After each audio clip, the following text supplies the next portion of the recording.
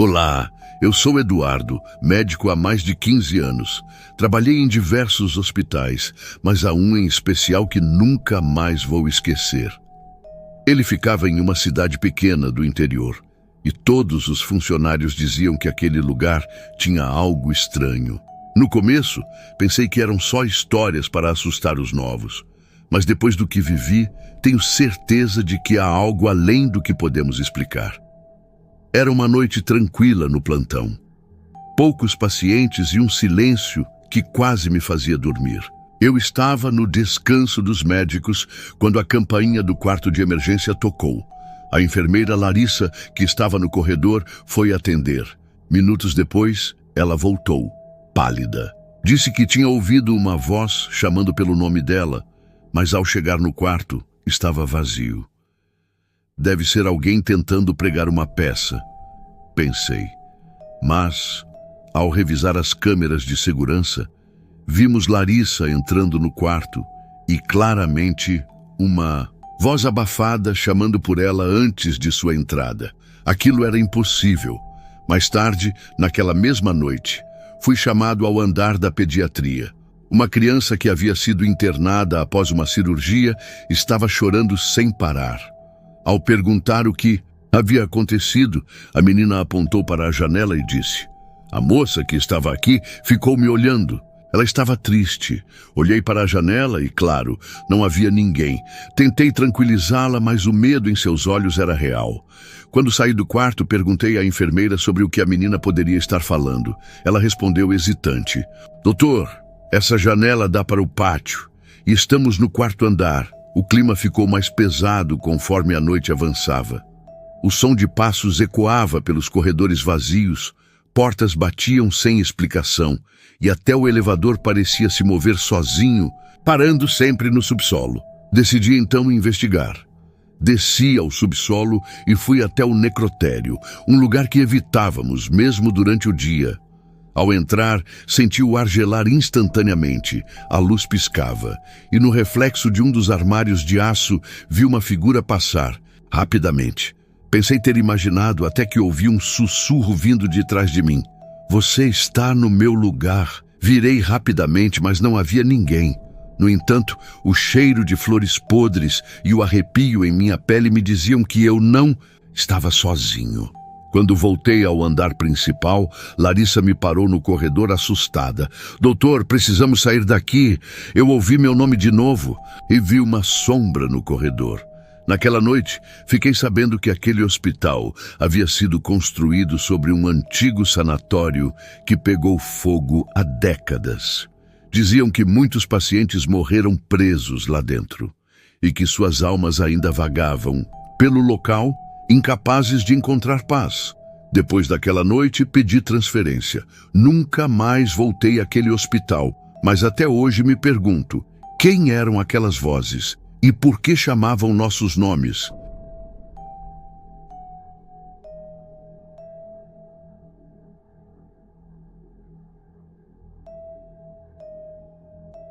Meu nome é Ricardo e trabalho como técnico de enfermagem.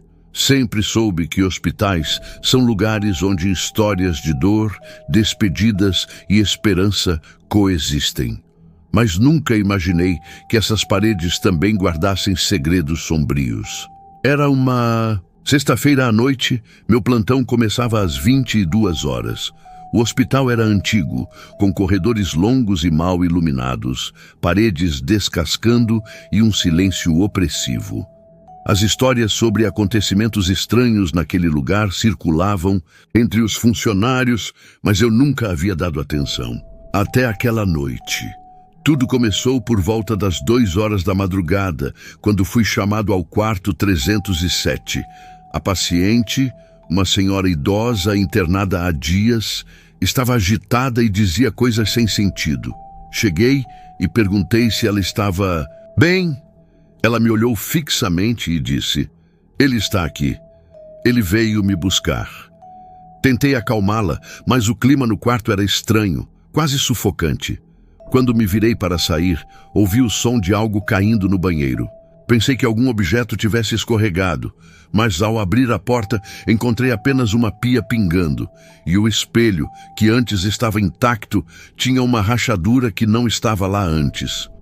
Enquanto voltava ao corredor, percebi que as luzes começavam a piscar. O hospital estava quase vazio naquela ala e os passos ecoavam de forma desconfortável.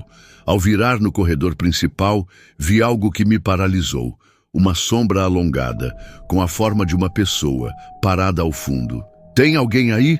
perguntei, minha voz tremendo. A sombra não respondeu, apenas pareceu deslizar para dentro de uma sala trancada. Quando cheguei para verificar, a porta estava entreaberta. Entrei e acendi a luz, mas o lugar estava vazio.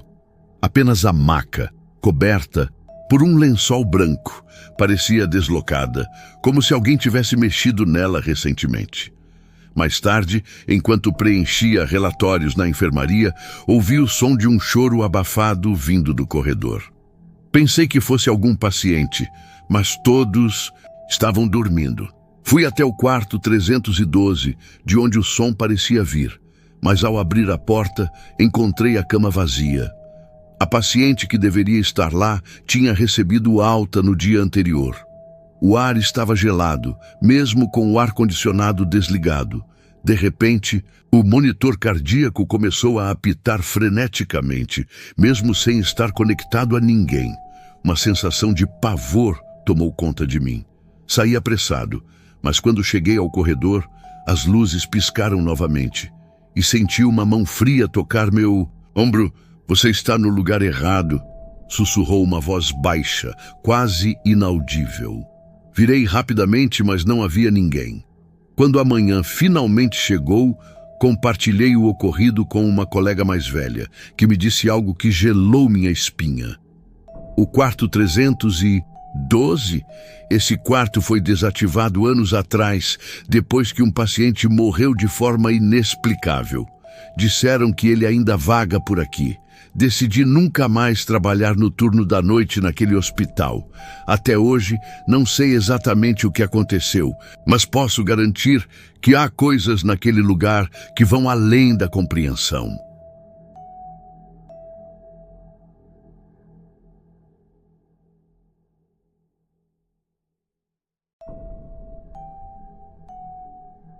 Olá, meu nome é Carlos e trabalhei como segurança em um hospital público durante quase 10 anos.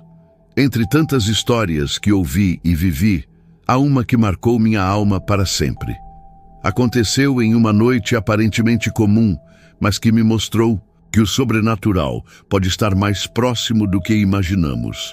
Era um hospital antigo, construído na década de 1940, e já tinha sido palco de muitas tragédias. O subsolo, onde ficavam o necrotério e os antigos arquivos, era evitado até mesmo pelos funcionários mais experientes. Diziam que, à noite, coisas inexplicáveis aconteciam por lá. Naquela noite, eu estava fazendo a ronda habitual quando recebi um chamado pelo rádio. Barulhos estranhos estavam vindo do corredor do 3º andar, que naquela hora estava fechado para reformas. Peguei minha lanterna e subi, achando que era algum gato, ou talvez o vento movendo alguma janela. Quando cheguei ao corredor, senti um frio inexplicável, como se a temperatura tivesse caído de repente. As luzes piscavam, e o som de passos parecia ecoar pelo chão de mármore. "Tem alguém aí?" gritei, tentando manter a calma. Não houve resposta. À medida que avançava, percebi que as portas das salas estavam entreabertas, mesmo eu tendo certeza de que estavam trancadas antes. Quando entrei em uma delas, vi uma maca no centro da sala, coberta com um lençol branco. Não deveria haver ninguém ali. De repente, o lençol começou a se mover lentamente, como se algo estivesse por baixo. Meu coração disparou e a lanterna começou a falhar. Quando me aproximei, ouvi uma risada baixa e aterrorizante vindo de trás de mim. Virei rapidamente, mas não havia nada. Saí correndo da sala e desci as escadas, tentando esquecer o que tinha visto. Mas ao chegar ao térreo, o pesadelo apenas piorou. O monitor cardíaco de uma sala desativada começou a apitar, mesmo sem estar ligado a nada.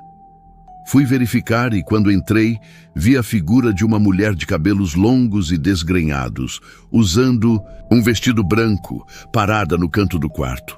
Seus olhos eram vazios, mas transmitiam uma sensação de desespero.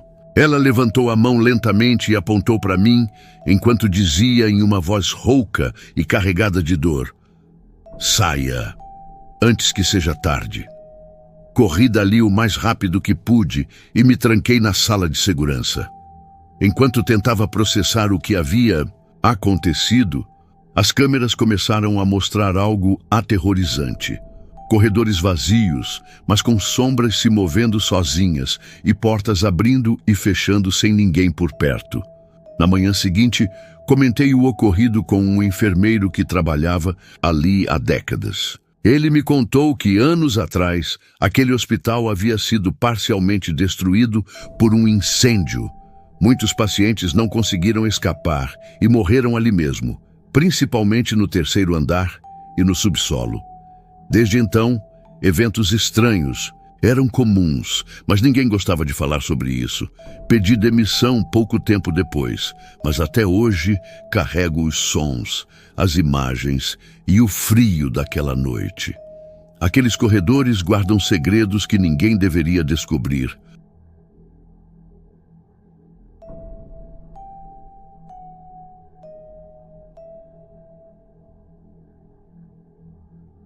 Meu nome é Elisa e sou médica há mais de 15 anos.